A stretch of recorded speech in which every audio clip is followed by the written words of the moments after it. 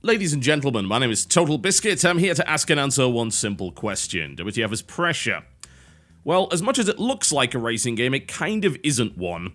And the reason that I say that is simply because it's more of a shoot-'em-up than it is a racing game. It's got some racing elements in it, even though it looks like one. Yeah.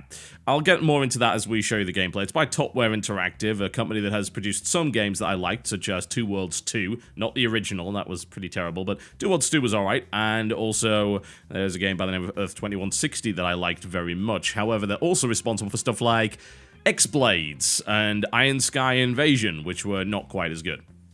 This is by no means a full-price release, a little budget release here from them. And we will go into the settings menu, or at least we will if we can control the mouse. This menu has one of the most ridiculous examples of mouse acceleration I've ever seen in my life.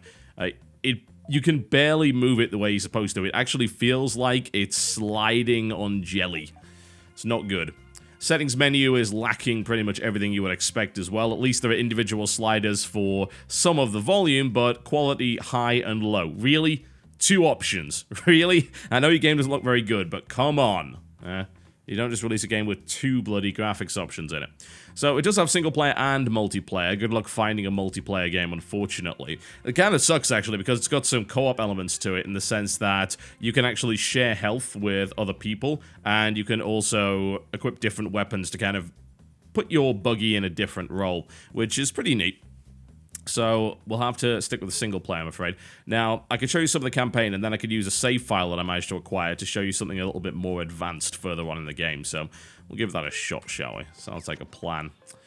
Alright, so welcome to the menu. The menu is nicely stylized, I've got to say, although there's not really much point to it. The gossip and chit-chat is utterly irrelevant.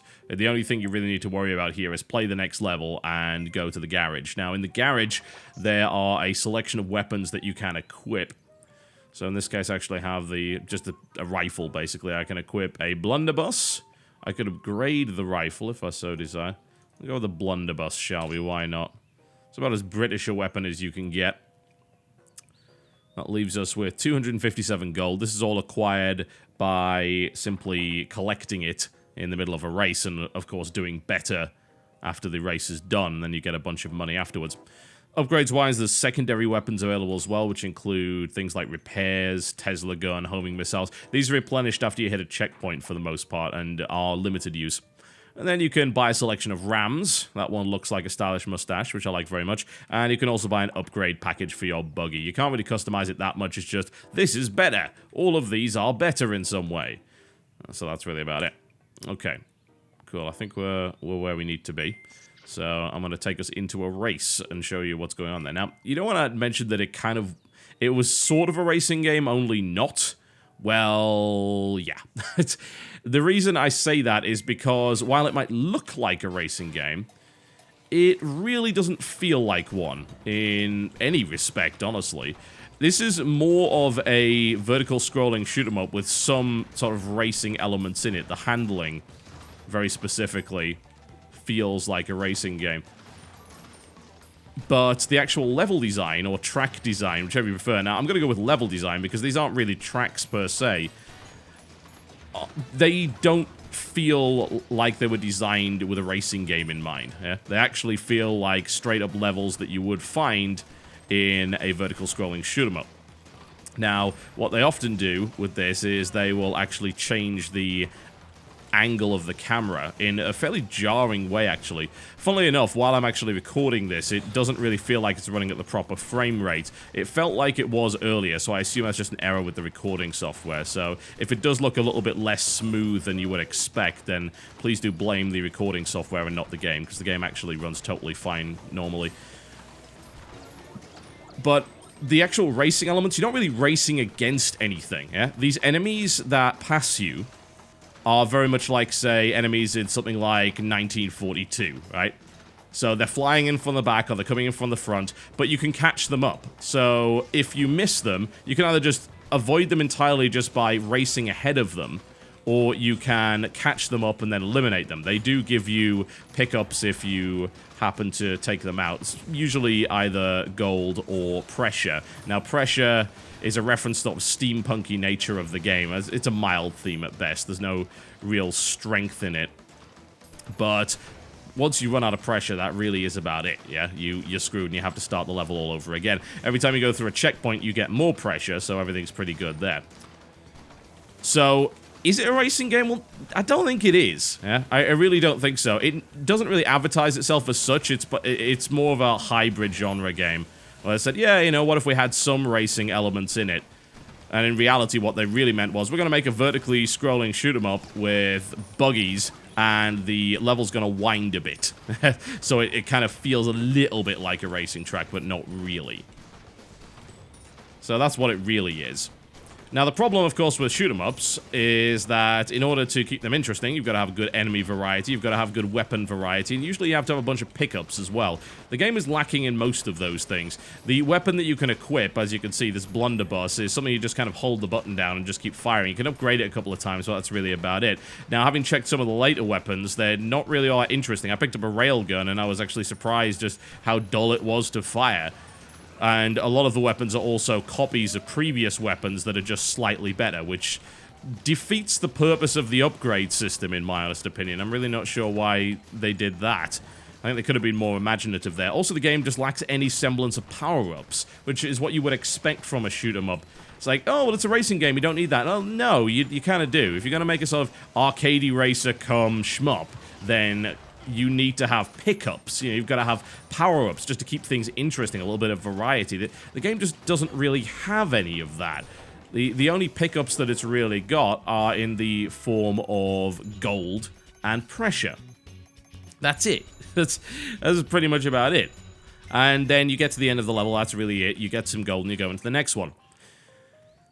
And that's really unfortunate because it's got an interesting design to it, but mechanically it's extremely shallow. Extremely shallow. It doesn't really have a lot going for it, in my honest opinion. And that's disappointing. Alright, we can buy some other weapons here. Tesla gun, why not? Let's get that. Could only use it once every checkpoint, but hey, I'll take what I can get. And I like the fact that every one of these upgrades is actually a cosmetic change to the buggy. That's pretty cool. Alright, we'll do one more level here, and then I'll go into one of the more advanced levels, and it'll show some fairly interesting level design at times. Obviously, in all of these levels, it's kind of the same kind of tile set, and there's an awful lot of reused areas, as far as I can tell, as well, where they just kind of glue the level together. I don't think the game really benefits from the racing element, as it were. The racing element doesn't do anything. The only thing which I could really say is racing-like is the fact that the game does judge you based on the amount of time that you take, and that you've got to be quick and you can't crash into too many things, because if you do, you'll run out of pressure, and that's really about it. But the track design does not bring racing elements to the game itself, because there barely is a track design. It might as well be a straight line. It, for the most part, is. They can't make the curves too extreme or put too many environmental hazards in the way because the camera is designed in such a way that you can barely see 3 feet ahead of you. And the camera actually reminds me of the old Micro Machines games, which are absolutely fantastic. And only the fact that it's constantly changing around makes it just a little bit more disorientating, which is actually a little bit annoying. Could definitely do without that. I like the fact that the pressure actually puts you under pressure in the sense that you have to finish the checkpointed areas in a certain amount of time, not take too many hits, and kill enough enemies to actually get more pressure pickups and so on and so forth. But it seems like the game didn't really know what it wanted to be, and it didn't deliver a good semblance of either. There's not enough power-ups and variety to be a particularly good shmup, particularly bearing in mind that you're sort of trying to race and all of your weapons just fire forwards, which results in a rather annoying situation where aiming is at odds with the ability to actually turn and make sure you don't crash into something. Not ideal. They definitely could have done a better job there, I think. The secondary weapons are unfortunately a little bit uninspiring. Even a Tesla cannon that you thought would be particularly interesting isn't really. The handling of the vehicle is at least on the keyboard, particularly poor. I was using the 360 pad because I thought, oh, right, well, the game's got loads of mouse acceleration, so it's not going to work all that well on keyboard and mouse, and I was right, it kind of doesn't. But the pad button locked up for some reason. My accelerator just flat out refused to work, so I switched back to keyboard as a direct result there. Yeah, the game's a hodgepodge, and it doesn't take the best elements out of either. And I think that in those kind of situations where you're thinking, oh, you know, we really want to blend some genres together, you got to make sure you do it properly. You got to make sure that the actual best bits of the genre and characteristics that make that genre popular are integrated into your game in a way that makes sense. And this game doesn't really have any of that. Racing is shoved to the side in favor of what is fairly subpar shoot 'em up, in my honest opinion. There's not a huge degree of difficulty in the game, and there's not a huge amount of variety in the game, and you're pretty much stuck sort of doing this fairly slow race, occasionally boosting forward while holding down the fire button, and then when possible using your special weapon, and that's not enough. I'm sorry, it isn't. I like the upgrade system in between levels, that's good, and I like the fact that you can customize your buggy at least to some degree. Admittedly, I'd have preferred, instead of just buying packages of upgrades for your buggy, something a little bit more specific there. It's like, do I want a little bit more speed, or do I want to sacrifice this in order to get that? Well, if that is available in the upgrade package, then it doesn't make any sense, because there's a linear cost increase going on there, so you'd think everything would just be superior, and plus it doesn't tell you about the stats anyway. I think it's a game that, of course, would be a little bit more fun in the co-op mode, but that really is about it. So let's go on to, just before I kind of finish this video off, let's do one of the harder levels. As I said, I did manage to get myself a saved file that was way, way more advanced. So we'll go all the way to something a little bit more unpleasant. And I should have a bit more cash to spend here as well. 55,000, yeah, that should do the job. So we can buy some of the more interesting weapons. There's, as I said, the variants of them. It's like, that's a blunderbuss, and that's another blunderbuss with some bounce on it. There's a railgun there. That, if I recall, yeah, that's just an upgrade of that. That's just an upgrade of that. And it's like, oh, really? You know, I think you could have done a little bit better there, surely. Alright. We will buy that. There we go. And I think we'll upgrade it once as well.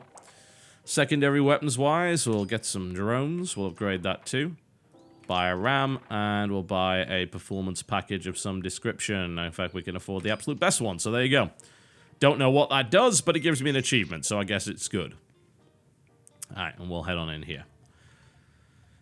I would be lying if I said I'm having a huge amount of fun with this. I'm really, really not. The disorientating nature of the camera is definitely not helping at all. Thankfully, this gun is a little bit more interesting, but it just seems like a missed opportunity, you know?